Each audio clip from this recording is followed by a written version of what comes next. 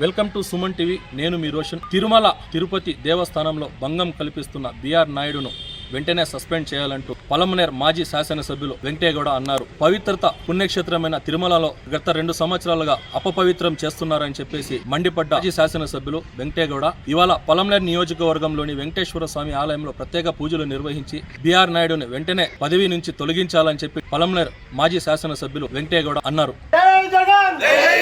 జగన్మోహన్ రెడ్డి నాయకత్వం, జగన్మోహన్ రెడ్డి నాయకత్వం, వెంకటేగౌడ నాయకత్వం, బిఆర్ నాయుడు వెంటనే.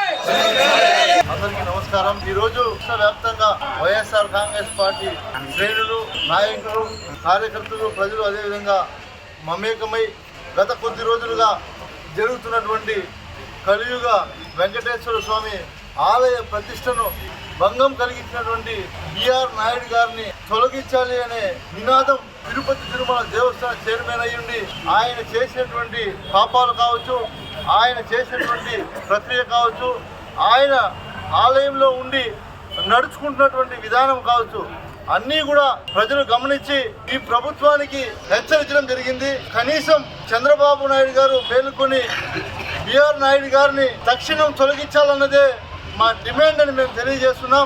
పవన్ కళ్యాణ్ గారు సనాతన ధర్మం ఏదైతే పాటిస్తారో మీరు కూడా ఈ విషయాన్ని పరిగణలోకి తీసుకొని, ఎందుకంటే ఎన్నికల ముందు మీరు చెప్పిన మాటలన్నీ కూడా ప్రజలు నమ్మారు. చంద్రబాబు నాయుడు గారు ముఖ్యమంత్రి హోదాలో ఒంటిమిట్ట ఆలయానికి విచ్చేస్తే ఆయన సాక్షాత్ ముఖ్యమంత్రి అయితే ఈయన తిరుపతి తిరుమల దేవస్థాన చైర్మన్ అయ్యుండి ఆయనకు బొకే ఎలా అందించాడు అంటే ఆ ఫోటోల్లో మీరు చూస్తే బిఆర్ నాయుడుకి చంద్రబాబు నాయుడు ఎంత భయపడతాడో అర్థమవుతుంది.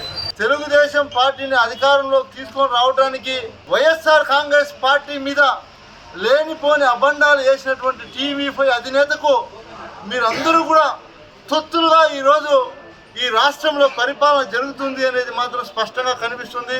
ఆ దేవుడి ఆలయంలో ఉన్నటువంటి వ్యక్తులు ఎవరైనా సరే ముందుగా ఉన్నటువంటి వ్యక్తులకు ఆ అవకాశం కల్పించాలన్నదే మా డిమాండ్ అని తెలియజేసుకుంటూ, ఈ అవకాశం కల్పించి అందరికీ ఇక్కడ విచ్చేసినటువంటి వైఎస్ఆర్ కుటుంబ సభ్యులందరికీ, అదేవిధంగా మీడియా సోదరులందరికీ కూడా పేరు పేరున ధన్యవాదాలు తెలియజేసుకుంటున్నాం.